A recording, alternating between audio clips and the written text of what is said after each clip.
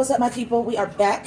I am back. You are back here with me, and we're going to get some more work done on this recreation of a piece that I had done formerly in air dry clay that broke in a couple of places, not too badly, but enough that I was not interested in trying to repair it. And I got an air dry clay. This is the piece. Turning it around so you can get a good look at it. And I was in love with it. It was just a freestyle that I did one day, abstract, and it came out pretty dope. It had like its own unique vibe, and I wanted to redo it. So as you can see, I've made it about 2.5 times its original size. Now, one thing I've noticed in the journey with transporting my pieces to the studio is that because I drive a jalopy, I ride over bumps and stuff breaks, or even in the handling. Bisqueware, which is what this clay is referred to once it's hardened and has dried out and is now ready to go into the kiln. I'm sorry, not bisqueware. Don't listen to me, guys. I get real confused and mix up words. Greenware. So I'm sorry. Once this dries and is completely hard to the touch, and you think that it's dry all the way through, and now you're ready to take it to the studio to get fired, the state that it's in before it goes into the kiln is called greenware. Greenware is insanely fragile. I mean, insanely. You can sneeze in its general direction and something pops off. So areas like this, snap, snap, snap. Snap, snap. Happens on the car ride just because my car is going over bumps and jostles it just enough for something to fall off. So I took a piece to the studio, and I'm going to be prepping while I'm talking. I'm not explaining this, but you'll be seeing it happen. So I could be transporting a piece to the studio, and by the time I get there, vulnerable pieces like that have cracked and split and popped completely off. So I took a piece to the studio the other day, and sometimes it's not even the ride. It's just the handling. It's just putting it in a box to take it to the car. You know, putting it in a box in order to bubble wrap it and protect it before it breaks is all the handling you need for it to actually break. Why I won't stop doing these locks is beyond me. I just love us, and I love the look of the variations that we can style our hair in. So now on this one, it's wick locks. These are pure tubes. They are not hollowed out in any way. I don't know if that's part of the issue that makes them so easy to crumble. I have no clue, but here I am again, being an insane person, doing the exact same thing and expecting a different result, because you just never know. So we will have to see, what happens. But like I said, locks, thick tube clay has been a problem for me with breaking, but I'm going to keep trudging forward because Black people rock locks beautifully, and that's what I'm going to display in some of my pieces. So the last video, I had done a slice right about here all the way up and continuing around to the other side, and refortified it with a substantial amount of clay along the seams. What I want to do now, hopefully this is sturdy enough to pick up, because what I want to do now is check and see what the inside of those seams look like. So right now I'm sliding a palette knife underneath so that I can separate it from the turntable. Bear with me. Whoa! I'm sorry. Oh, Lord. I never meant to capture that on video, because I have the goofiest, most cartoon exclamation of whoa that happens whenever I'm surprised by something. And people who know me very, very well have heard this in so many different scenarios. And it's always just the goofiest sound. It's straight out of a cartoon. Anyway, stirring up my slip. So now I've successfully removed this. So I'm going to take a peek underneath, see what these seams are looking like. And they're looking pretty decent. This one was a really tough rejoining, so I had to maneuver a lot to get it to behave correctly. So all I'm doing now is just sort of pressing the seams from the inside as well, because I'd like for there not to be any cracks once it goes into the kiln. And with that unevenness there of the seams not matching up, something you can't really see from this angle. I just tried to show you, but it didn't work. It's just too deep in there, and it's too dark. It's like working in a cave at this point. But just what I can get to, which isn't very much, I'm just compacting, scraping with the tool, and compressing so that hopefully I'm maneuvering that clay into position so that that seam is covered from the inside and sufficiently covered on the outside, so that once it goes into the kiln and the clay starts shrinking, it doesn't pull away. All right, so that's as far as I can get into there. My hand is too large. I could only get up to, I'd say, right about here. The seam goes all the way up along here, and I'm just going to have to hope for the best and trust. So at this point, I am very, very ready to add detail on my boy, and the detail is the beard at this point. So I have a pretty sizable bag of clay that is at the perfect conditioning for what I want. Nice and soft, firm, not slip soft, but moldable soft, workable softness. So what I'm going to do is lift him out of the way. I'm going to spray the table with water and clean it off. And the reason why I'm doing that is because I will be taking him off of the platform in order to build out his beard. And I need to build his beard out along a flat surface because, as you can see with the original, it sits right against the flat surface. So I don't need that up on a platform because all that's going to happen is that when I need to lift it and move it, as you just saw a moment ago, I'm going to have to use a palette knife or a scraper tool, anything that's spatula-like, to lift that up. It's going to separate it, and I risk curling the beard upward or lifting it up so that when it dries, it rocks back and forth, which I'm going to be honest with you, that happens with a lot of my pieces anyway, because I have not yet mastered the art of making a very sound, damn near airproof seal, not seal, but surface, so that it lays up flush against whatever it's going to be sitting on. And I've mentioned Katie of Joe Picasso's, the studio that I go to, many times. She said she watched one of the sculptors that comes to the studio. He would use the sidewalk as a sandpaper block. So he would take a piece like this, where he knew that was rocking, and would just scrape it back and forth against the sidewalk to create that leveling that he needed. So, you know, that's an option for me, something I never would have thought of on my own. Again, especially with greenware because it's so fragile. But I'm sure that if you do it in exactly the right way, you take away a lot of the danger of trying something like that and having it not work out. But for right now, I'm going to do what I do the way I do it and hope for the best. So I've just placed that on the table. He has, at this point, very good, solid foundation. He doesn't rock back and forth. I think I did enough symmetrical testing, which by that I mean taking my hands, putting them on both sides, feeling along for any discrepancies with alignment to make sure that this side pretty much is almost exactly like that side. At one point, I felt like he was sort of heavier on the right side than he was on the left, so I had taken my palms and just pressed him over to the left, and it seems that I did that just right because he feels very balanced and very solid. So now we're going to go into sculpting the beard onto him, and what I have to do to accomplish that is go ahead and serrate it. Actually, I think I'm going to use the fork because I do want very deep, solid texturing and grooves. I should have cleaned the fork off first. I just made a bunch of crumbles on the table. It's fine. I'll wipe them off. So I'm going up and then coming in on the diagonal. I just nicked his lip. And again, I haven't done the real detailing, so it's no problem about if I get a little bit screwy and mess something up here. I think I'm going to bring the beard in right from this point. For whatever reason, I made this sort of inverted V concave right at that area. I don't know why, I just did. But I think that's the perfect place for the beard to come out of. So I'm scraping further back than that because I'm going to be blending the beard in areas and pulling this clay forward into this area. So I want it very nicely textured.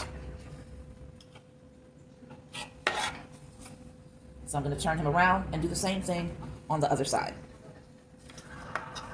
which is cross-hatching, serrating, scraping, making texture, making a surface that this clay, once slip is applied, it will easily latch onto, interlock into, and going back further than where I'm applying the clay, further and higher, so that when I go to blend that clay, it's going to go into the existing area and just meet up really beautifully. So again, I'm using the fork tool on this because I want heavy texture. Now you should be able to see from there how deeply textured that is.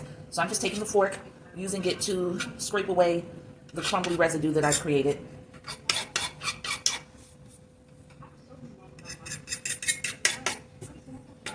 All right, now I'm using my hands to gently move him back to the working perspective that I need, which should be right about there. Now, I am not fusing pieces together. I am adding pieces in. So I'm just going to tap in general areas. I don't have to apply slip along a seam because that's not what's happening here. I'm not going to be joining and creating a seam line. So I don't need to be concerned about even distribution of the slip. I just want slip on there so that when I press these individual amounts of clay and start working them in and blending them, there's something to fortify the addition of the pieces, make them more prone to joining with the existing clay securely, and that's all I need. So now I've put that slip around there, moving off this residue. I'm just going to roll it into a ball, get it out of my way, and now put that off to the side. So now we're going to start molding his beard. I'm just going to take this big chunk and rip pieces off of it.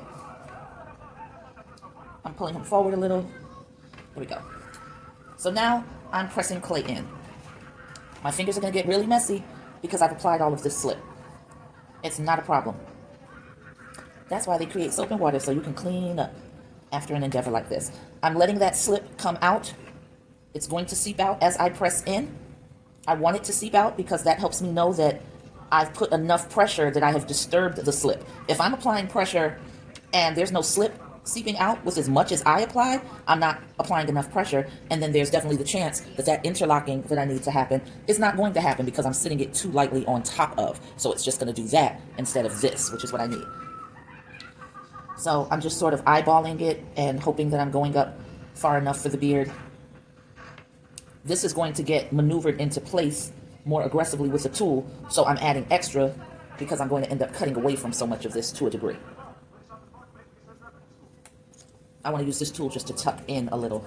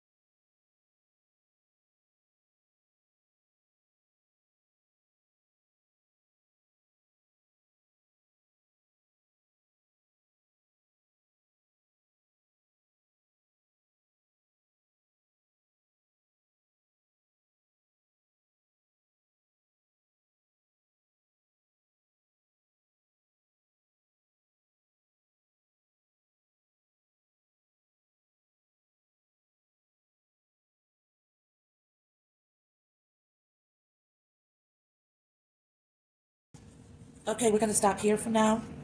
And I think I said from now. We're gonna stop here for now. And when I come back, I'm going to make sure this gets separated from the table and then cut out the shape of the beard. All right?